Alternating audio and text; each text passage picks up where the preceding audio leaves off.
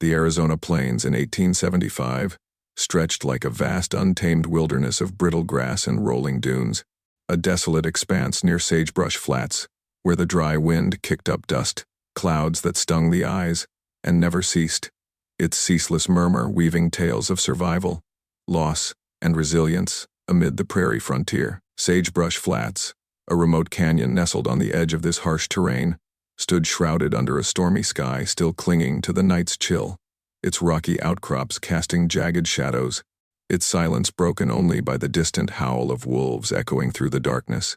Elias Ward rode slowly through the canyon, his horse breathing heavily beneath him, each hoofstep muffled by the soft earth, the weight of a long day's tracking pressing on his 45-year-old frame. His face, rugged with a scar across his jaw, was framed by a weathered hat and a dusting of gray at his temples. His shoulders bowed under the grief of burying his wife 3 years past, beneath a cottonwood tree that leaned toward the dry creek like a broken spirit. Since then, he had lived in silence, not by choice but necessity, the ranch bearing the shape of her memory. Her woven shawl still hung on a chair he never sat in, a shelf of dried herbs gathering dust, the bed cold on her side. A son, lost to a raider's bullet, had stopped him from dreaming of family. Instead, he herded cattle, mended fences, and kept to himself. The town whispered of the quiet cowboy who rode in once a month, speaking only for coin, some calling him hardened by loss, others saying he'd always been that way. He'd been out since dusk, tracking a stray calf lost in the storm 2 nights prior, the thunderous skies having scattered his herd. His back ached with the effort, a persistent reminder of years wrangling cattle, and the solitude of the prairie had become a refuge from a world that had taken everything.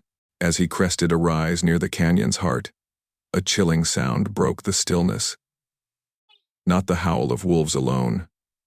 His head snapped up, scanning the darkness, squinting against the storm's fading light. Movement caught his eye, a figure bound to a stake, silhouetted against the rocky outcrop. Wolves circling like shadows, their eyes glinting with hunger. Instinct surged through him, a rare break in his calm. Without thought, he spurred his horse forward, the animal's hooves pounding the earth as he drew his rifle from its holster. The wolves scattered momentarily at the horse's charge, their snarls turning to wary growls, giving him a fleeting window. He dismounted, sliding to the ground with a grunt, and approached the stake. She was tall, her frame broad and strong, her deerskin dress torn at the shoulder and thigh, her wrists raw from hemp ropes, a red mark branded on her chest, a sign of her tribe's judgment. Her dark hair fell in disarray, her face streaked with dust and blood, yet her eyes burned with defiance as she met his gaze. A child, no more than 2, lay bound beside her, whimpering softly, his small form trembling in the cold. Elias's heart thumped, his hands trembling as he cut the ropes with his knife, the wolves' growls growing bolder as they edged closer. He lifted the woman first, her weight solid against his arms, then the child, cradling them both as he backed toward his horse. "Hold on," he muttered, his voice rough with urgency. She didn't resist, her strength waning, a faint murmur escaping her lips in a language he didn't understand but felt in his bones. Apache, perhaps. The wolves lunged, and he fired a shot into the air, the crack echoing through the canyon, scattering them again. He hoisted them onto the horse, mounting behind, and rode hard toward his ranch, the child's cries piercing the night. The journey was a blur, the storm's remnants lashing at them, until he reached his modest homestead, a log cabin flanked by a corral and a dry well, its silhouette a haven against the darkness. Inside, he laid them on a cot, covering them with every blanket he owned, removing her torn moccasins to check for wounds. Her ankle was twisted but not broken, and he hesitated at her dress, draping his wool coat over her shoulders before turning to light the fire. The child, Quay, clung to her, his small face pressed against her chest, his breathing shallow but steady. Kneeling by the hearth, he struck a match, his hand still cold and unsteady, the flame catching slowly. Once it took, he stood and met her gaze. She was watching him, barely, her lips moving without sound. "You're safe," he said, his voice low and even. "You're all right now." She blinked, a faint nod, and he pulled a chair to the far corner, sitting to guard them through the night, his jaw tight with the uncertainty of what he'd brought into his life. He later learned her name was Tala, whispered by the child in his sleep. By dawn, The fire crackled steadily, its orange glow brushing the cot where Tala and Quay lay. Their breathing steadied, color returning to their faces. Elias hadn't slept, remaining in the chair, his damp shirt and aching back a testament to the night's ordeal. Quay stirred, his small hand reaching for Tala, who held him close. She eased upright, her body aching from the ropes and cold, her eyes meeting his watchful, cautious, but not afraid. "You understand me?" he asked quietly. A pause, then a nod. "You hurt anywhere?" Another pause, and she touched her ankle, wincing, then gestured to Quay, who whimpered softly. Elias crouched beside her, rewrapping her ankle with a clean cloth, his hands gentle, her dignity unshaken despite her vulnerability. "Name?" he asked after a long moment. "Tala," she whispered, her accent hinting at Apache roots. He tapped his chest. "Elias." She surveyed the cabin log walls, sparse furniture, the rifle near the door, her gaze lingering on it. "Safe here," he said, following her look. "No one's coming." It was a hope, not a certainty, for a woman like her, bound as prey with a child, likely carrying a past that might follow. He stepped outside to tend his horse, needing space to process, the smoke rising steadily from the chimney a sign of life within. Inside, Tala eased upright, her body aching from the ordeal, the silence striking her as unfamiliar yet comforting. Elias's coat smelled of leather and sage, and she pulled it closer, studying the chair where he'd watched over them. And Quay, when Elias returned with water and jerky, he found her sitting up, smoothing her dress, its torn shoulders still exposing her chest. He handed her the cup, and she drank slowly, offering a sip to Quay, her eyes steady. "Where's your family?" he asked carefully. She looked away, her jaw tensing, shaking her head firmly. "Tribe?" Another pause, then, "Number." Her voice was clear, her accent strong, and though he sensed withheld truth, he let it rest. For the rest of the day, they communicated in glances and gestures, him clearing space by the fire, her tending to Quay with quiet care. Elias repaired the corral, his mind on the mystery of their arrival, while Tala kept the fire alive, claiming a role with silent purpose. That night, she stayed in his chair until he climbed into bed, then joined him with Quay, lying close but not touching, their warmth and the child's soft breaths a new presence in his solitude. Neither spoke, but the silence had shifted, a bond forming in the wake of their shared resilience. The Arizona plains unfurled like a relentless expanse of brittle grass and fading shadows, as Elias Ward, Tala, Quay, and the Apache kin ventured away from sagebrush flats, the pale dawn casting long, ghostly silhouettes across the prairie terrain. Elias led the way on foot, his weathered coat dusted with prairie dust, his boots crunching through the dry earth, his lasso coiled at his hip, his rifle slung across his back. His face, rugged with a scar across his jaw, bore a mixture of determination and unease, his brown eyes scanning the horizon for signs of the outlaws or wolves, a quiet resolve battling the weight of his past solitude. Tala walked beside him, her mended deerskin dress fluttering beneath a borrowed blanket, her wrists still raw from the ropes, her dark eyes sharp with survival. Quay, the 2-year-old boy, clung to Tala, his tattered blanket pressed against his chest, his pale face showing signs of recovery from the night's ordeal.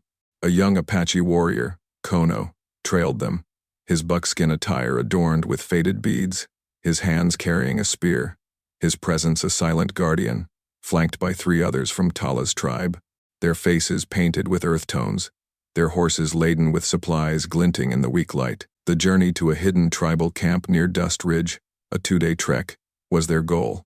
But the prairie held other trials to test their fragile alliance. Their water was scarce, the canteen they'd salvaged from sagebrush flats reduced to a few tepid drops. Their supplies dwindled to a strip of jerky and a handful of dried berries Kono had foraged. The heat bit deep, its intensity a relentless adversary, the silence broken only by the rasp of their breathing, the soft whimper of Quay, and the distant call of a hawk circling overhead. Elias's mind churned with the previous night's events, his impulsive rescue of Tala and Quay, the arrival of the Apache kin with their claim of sacred law, the threat of outlaws and wolves. He'd acted to ease his own guilt, but their presence now drew danger, a price he hadn't foreseen. He offered Tala water, a gesture of goodwill, his hand trembling slightly from the heat. Tala accepted, her eyes narrowing. Why risk this for us? She asked, her voice raw but steady. Elias met her gaze, his scar itching under the dust. Lost my wife and boy to raiders. Can't leave you to die like that. Tala's expression softened, but suspicion lingered, a reflection of a life shaped by betrayal and survival. Kono and the warriors walked with a quiet dignity, their buckskin garments rustling softly, the woven pouch Tala carried catching the fading light. Kono shared their story as they moved, his voice low and resonant. Outlaws tied her as prey for wolves, stole our goods, killed many. Tala fled with Quay to escape. We've tracked them since, fearing their return. Tala added, her tone firm. My tribe cast me out. I ran to save my son. A warrior, Tala muttered. They want our tribal secrets. Elias's heart sank. The pouch likely held something valuable, a lure that had ruined men. But Tala's life and Quay's safety were worth more. I'll keep you safe, he said, his resolve firming, though doubt gnawed at him about the pouch's contents. Their progress halted at midday when they reached a trading post tucked into a shallow gully. Prairie Halt, a haven for outlaws and wanderers. Elias needed supplies, his stores depleted after Tala and Quay's rescue, but Tala tensed. Danger here, she warned. Men talk. Elias nodded, his rifle ready. Inside, the air was stifling, the stench of sweat and stale tobacco thick. A trader named Silas Reed, a wiry man with a sly grin, leaned against a crate, his eyes narrowing. Elias Ward, he said, heard you rescued a bound Apache woman and her kid. Outlaws are offering a bounty. Elias's jaw tightened, his past with Prairie rumors flashing. Mind your own, Silas. Reed smirked, his gaze on the pouch. $200 says I tell them where you're headed. Tala's pouch flashed, striking Reed's arm, forcing him back. Speak, and you bleed, she hissed. Elias stepped forward, his rifle aimed. Walk away, Silas. This ain't your fight. Reed paled, retreating, his laughter echoing. They'll hunt you down. Elias cursed under his breath. Reed's treachery would lead the outlaws straight to Dust Ridge. We move now, he said. The tribe's respect grew, their trust a tentative thread. You're brave, Kono said. Elias shook his head, the weight of his past pressing down. I've been a recluse. The ambush came at dusk. Hoofbeats thundered through the grass, and 4 outlaws led by a scar-faced rider named Rex surrounded them near a rocky outcrop. Hand over the woman, Ward. Rex barked, his rifle raised. Elias fired, his shot grazing Rex's arm, sending him staggering. Tala threw a rock, striking another's shoulder, while Kono's spear felled a third. Elias's second shot dropped a rider, the outcrop falling silent save for the wind's moan. The 4th fled, shouting threats. They'll burn you out. They took cover behind the rocks, bandaging minor cuts, the heat seeping into their exhaustion. Kono's eyes met Elias's, his suspicion easing. You fight for us, he said. Elias wiped dust from his brow, his scar itching. Ain't right what they did. I've got regrets of my own. Tala nodded, her pain surfacing. They killed my husband for this pouch. Elias's breath caught the relic was the key, a prize worth killing for. We'll keep it safe, he said, his resolve hardening. Their bond deepened as they rested, Elias sharing his canteen, Kono offering berries from his pouch. What's in that pouch? He asked. Tala held it up, its symbols glowing faintly. It holds our sacred rights. They want them to sell. Elias's heart ached, his losses echoing hers. I lost my family to raiders, lived alone since. Nita's gaze softened. We're all scarred then. Maybe we heal together. The night stretched ahead, the prairie vast, but the threat of the outlaws and wolves grew. Elias taught Tala to use his lasso, her hands steady despite her past, their partnership a lifeline. Kono showed him Apache prairie signs, their trust aflame against the prairie's grip. You're strong, Elias said. Tala smiled, a rare light in her eyes. You too, friend. The tribe watched, their kinship deepening, a family forged in the crucible of the prairie, but the peace was fleeting. Hoofbeats returned, closer now Rex and his men, relentless as the heat. Elias chose a defensible ridge, setting up with the tribe behind rocks. We fight if we must, he said, his rifle ready. Kono nodded, his spear poised. Rex's men appeared, their rifles glinting. Last chance, Ward, Rex shouted. Elias fired, his shot dropping a rider, but an arrow grazed Kono's leg, drawing a cry. Tala shielded him, her pouch a talisman, while Nita's spear felled too, forcing the attackers to retreat. They bandaged Kono's leg, Elias's hands gentle. "You're all my family now," he said. Nita's eyes met his, a warmth breaking through. "And you're ours." The prairie tested them, its dusty trials forging a bond, but the outlaws' wrath loomed larger. A storm they'd faced together. Dust Ridge was near. But so was their reckoning. The Arizona plains stretched like an unforgiving ocean of brittle grass and rolling dunes, their surface baking under the relentless glare of a midday sun that churned the air into a shimmering haze of dust and heat, the horizon wavering with mirages of desperation. Elias Ward, Tala, Quay, and the Apache kin led by Kono pressed onward, the wagon creaking behind Elias's steady hands, the weary horse plodding through the dry earth with a labored gait, its breath a faint gasp in the stifling air. Elias's weathered coat clung to his broad frame with sweat, his boots sinking into the cracked soil, his lasso coiled at his hip, his rifle slung across his back. His face, rugged with a scar across his jaw, bore a determined set, his brown eyes scanning the horizon for signs of the outlaws or wolves, a quiet resolve battling the weight of his past solitude. Tala walked beside him, her mended deerskin dress fluttering beneath a borrowed blanket, her wrists still raw from the ropes, her small woven pouch with tribal secrets swaying at her side, her dark eyes sharp with survival. Quay, the 2-year-old boy, clung to Tala, his tattered blanket pressed against his chest, his pale face showing signs of recovery from the night's ordeal. Kono trailed them, his buckskin attire adorned with faded beads, his hands carrying a spear, his presence a silent guardian, flanked by 3 Apache warriors, their faces painted with earth tones, their horses laden with supplies glinting in the weak light. The hidden tribal camp near Dust Ridge, their destination, was a day's journey, but the prairie held other trials to forge their resilience. Their water was nearly gone. The canteen they'd salvaged from Prairie Halt, reduced to a few tepid drops. Their supplies dwindled to a strip of jerky and a handful of dried berries Kono had foraged. The heat beat down, its intensity a relentless adversary, the silence broken only by the rasp of their breathing, the soft whimper of Quay, and the distant call of a hawk circling overhead. Elias's mind wrestled with his past, his wife and son lost to a raider's bullet, his years of isolation, a guilt that shadowed his every step.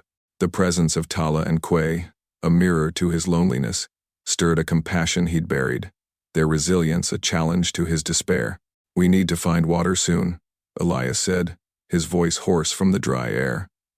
Kono nodded, pointing to a faint depression on the prairie floor. "There's a dry wash ahead. It might hold a spring," he replied, his Apache wisdom guiding them through the wilderness. The tribe's silence, broken only by soft murmurs and the occasional rustle of supplies, hinted at their vigilance.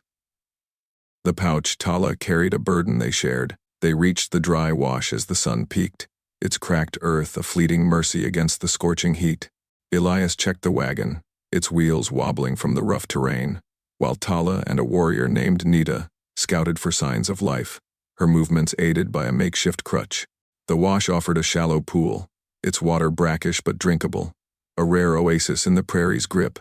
Elias filled the canteen, offering it to Nita first, his hands trembling from the heat. "Drink, friend," he said, the word warm with care. Nita accepted, her eyes softening. "Thank you, Elias," she murmured, a rare nod breaking through her stoic demeanor. The moment was brief, but it deepened their bond, a thread of trust weaving through their shared struggle. The prairie's ordeal struck at noon. A dust storm brewed on the horizon, a roiling wall of red dust that swallowed the sky, its roar a test of their endurance. "Get down," Elias shouted, pulling Tala, Quay, and the wagon behind a dune, the warriors and horse crowding in.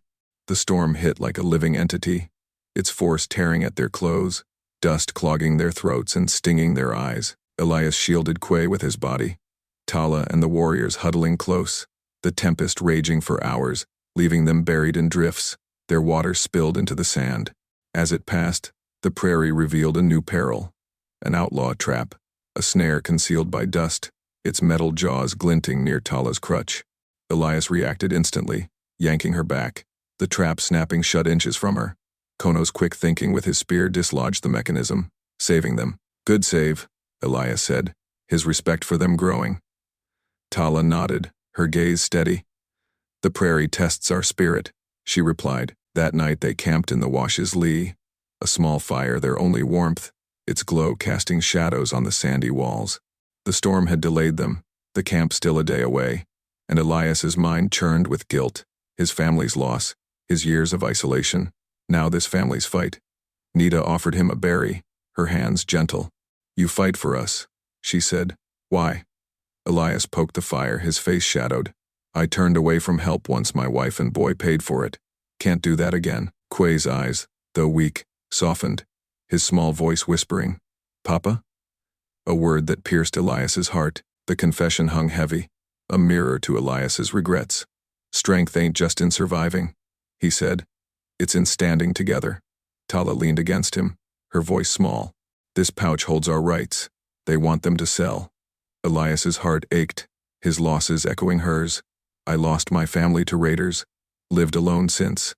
Kono's gaze met his, a warmth breaking through. We're all lost then. Maybe we find kin. Their talk was interrupted by a rustle. Apache figures emerged from the dusk, led by a stout woman with a painted face.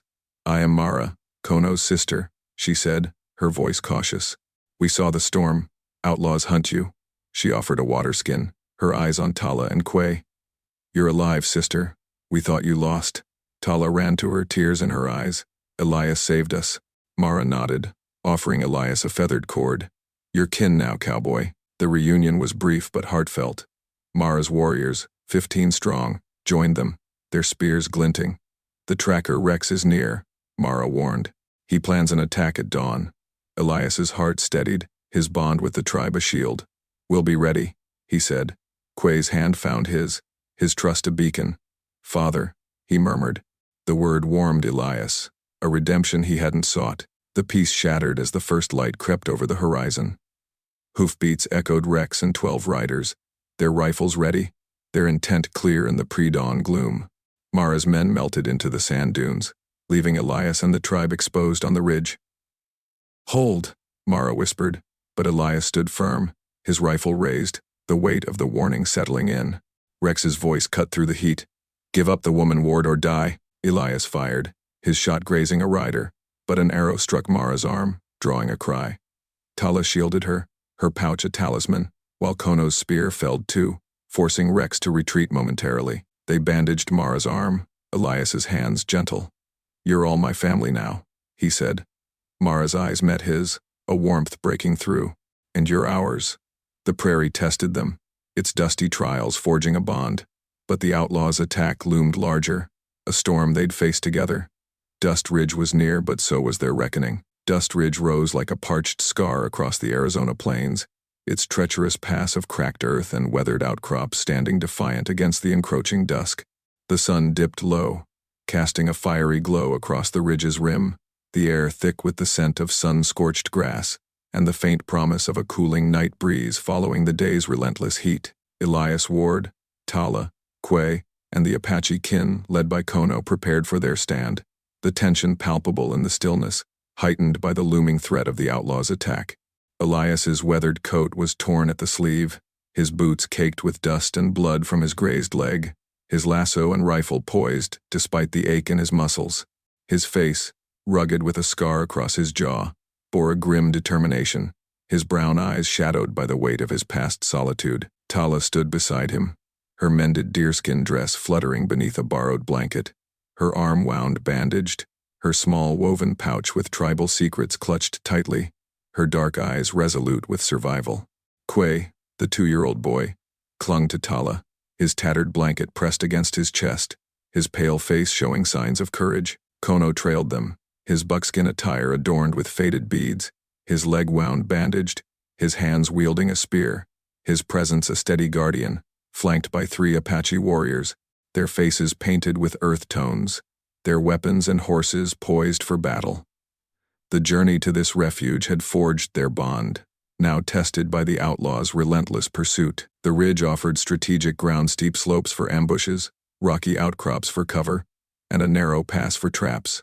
Elias fortified a vantage point with Kono's men, his hands calloused from years of ranching, now skilled in war.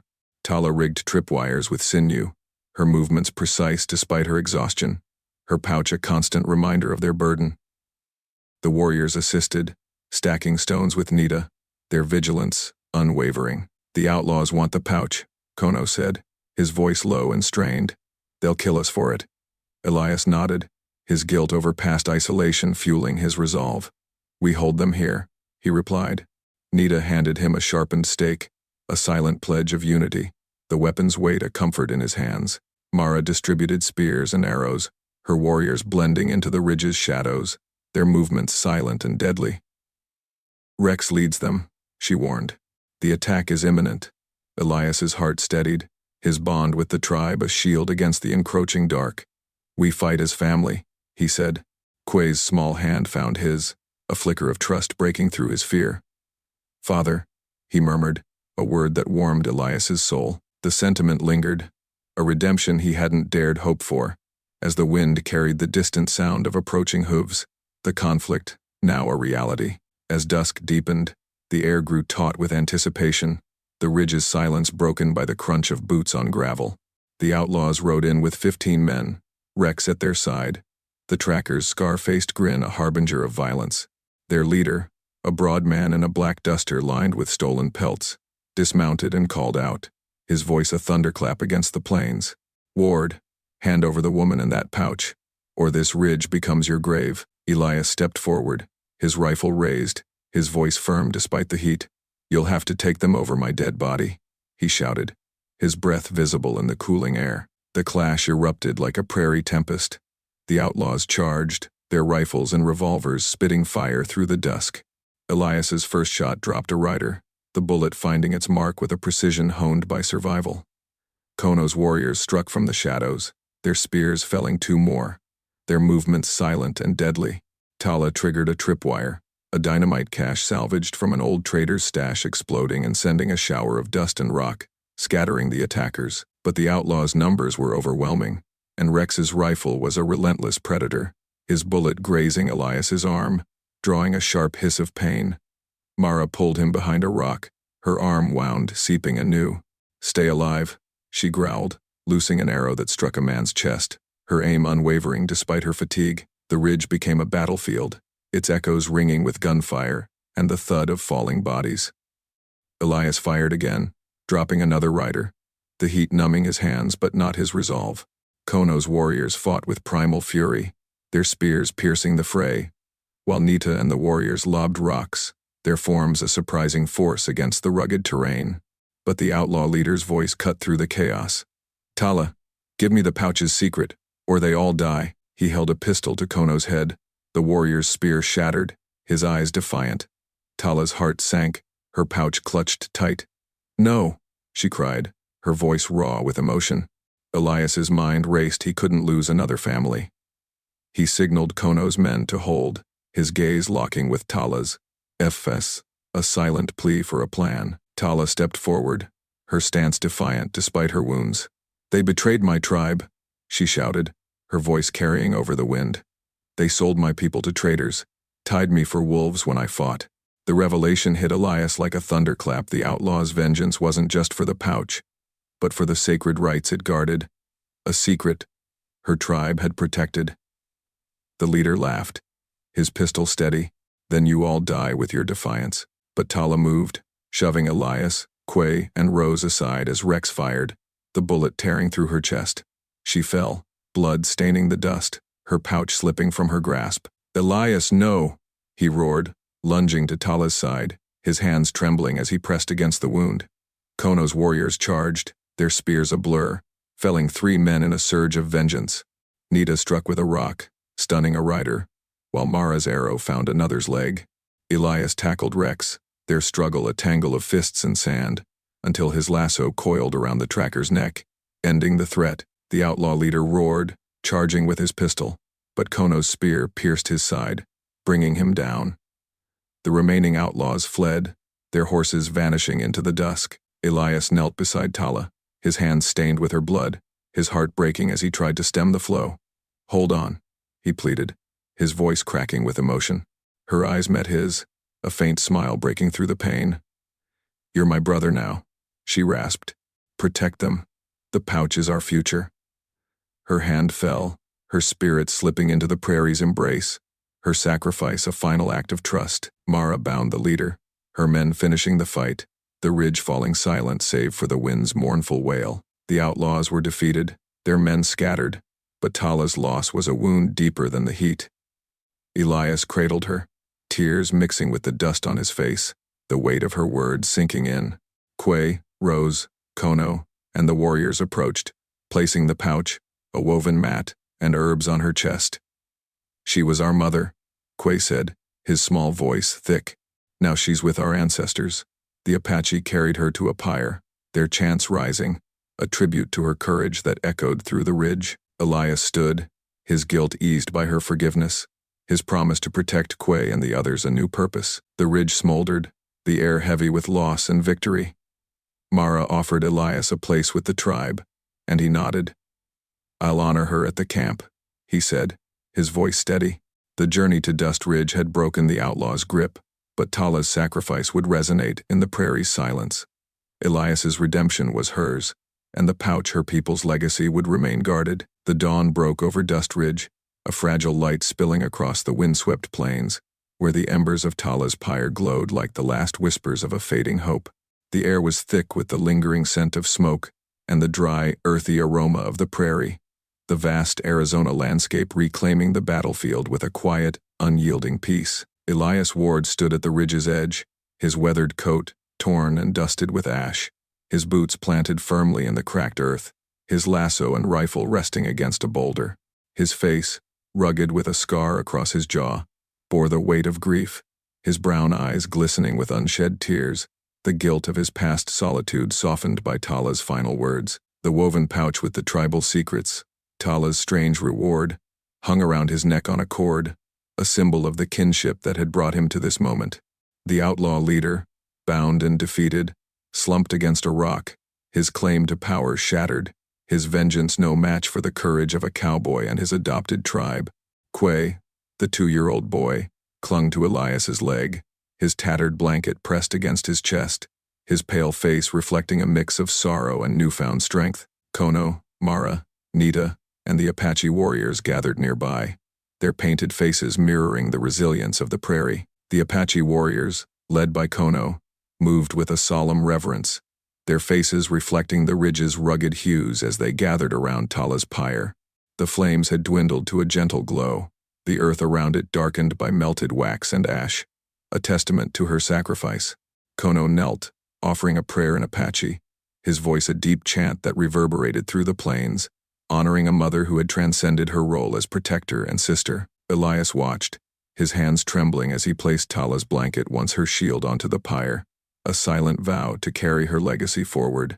Quay, Mara, and the warriors joined him, adding the pouch, a woven mat, and a bundle of herbs, their offerings a tribute to her courage. "She saved us," Quay said, his small voice thick with emotion. "You kept her promise."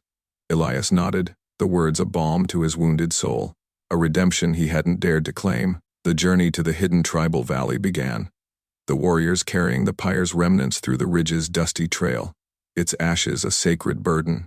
The path was treacherous, the ground shifting underfoot, the heat of the day giving way to a cooling breeze that carried the promise of renewal. Elias walked with them, his arm aching from the graze but his spirit lifted by their unity. The valley emerged, a sheltered expanse nestled between rolling hills, its floor dotted with wildflowers and a faint shimmer of a spring fed by an underground stream. The Apache survivors greeted them, their faces etched with grief for Tala but warmth for her savior. Mara led Elias to the spring, its waters clear and life-giving, reflecting the cavern walls adorned with painted symbols and woven mats, a sanctuary Tala had died to protect. "Her spirit guards this place," Mara said. "You are kin." The tribe gathered around a fire that night, the valley's walls amplifying their voices as they shared tales of Tala's bravery. Her gifts to Elias, her trust, the pouch were now symbols of her legacy, their weight heavier than the sacred rites they held. They offered him a place among them, their eyes reflecting gratitude and hope. "You fought for her," Nita said, handing him a woven mat. "Stay, and find peace." Elias hesitated, his mind drifting to his past, a cowboy broken by raiders' loss, his wife and son's deaths, a guilt he'd carried like a stone.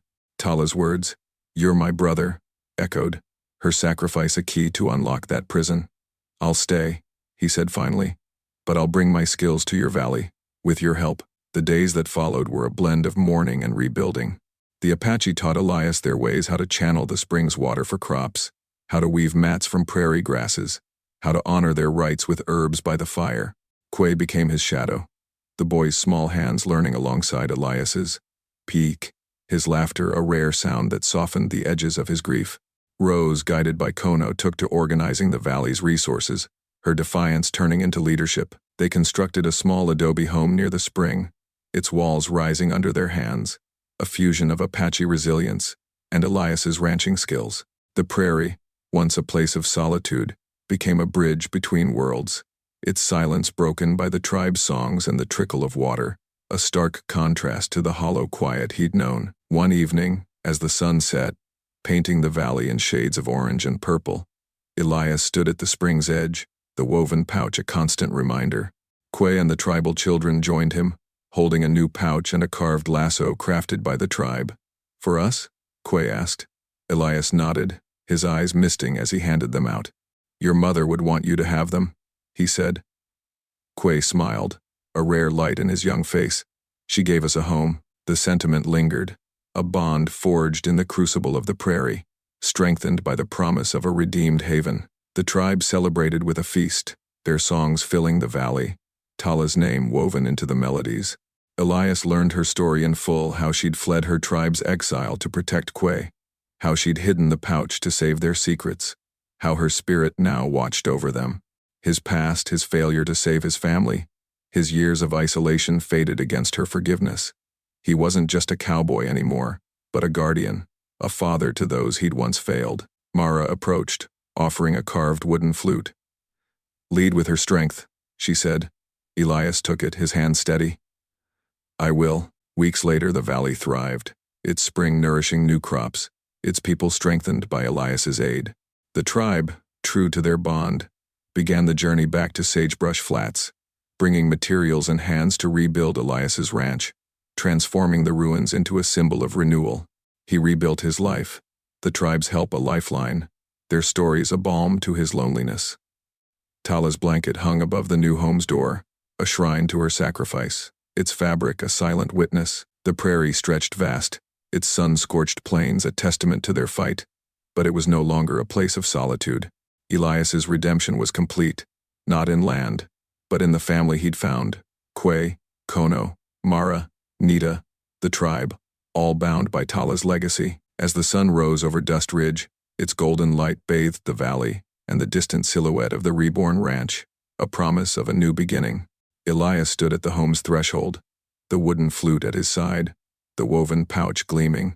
He was no longer just a cowboy who'd refused to leave her behind, but a father to a boy whose mother's courage had saved him, whose pouch had turned peril into a legacy of hope. The prairie whispered her name, and Elias carried it forward, a redeemed haven born from the ashes of sacrifice, with the promise of a rebuilt home anchoring their new family.